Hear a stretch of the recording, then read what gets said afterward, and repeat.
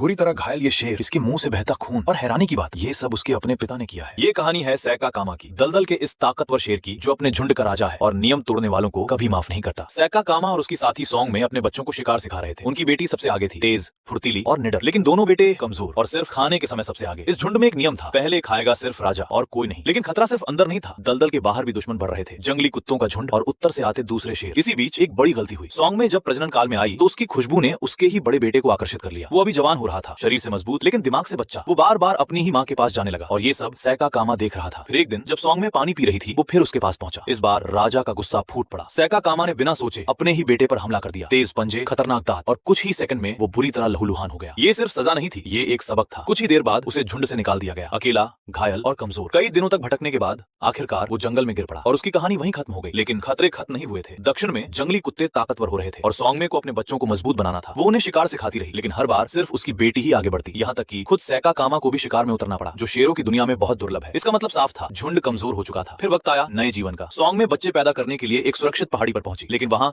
पहले से ही एक तेंदुआ अपने बच्चों के साथ था। सॉन्ग में ने बिना देर किए हमला किया और तेंदुए के बच्चों को मार डाला। तेंदुआ बेबस पेड़ पर बैठा सब देखता रहो कि जंगल का नियम है, मौका मिले तो दुश्मन की अगली पीढ़ी खत्म कर दो। लेकिन असली दर्द अभी बाकी था। सॉन्ग में ने नए बच्चों को जन्म दिया, लेकिन जब वो वापस लौटी तो कुछ ऐसा हुआ जिसकी उसने कभी कल्पना भी नहीं की थी। उसके अपने ही झुंड ने उसके नवजात बच्चों को जिंदा ही मार डाला। जंगल में कभी कभी सबसे बड़ा दुश्मन अपना ही होता है।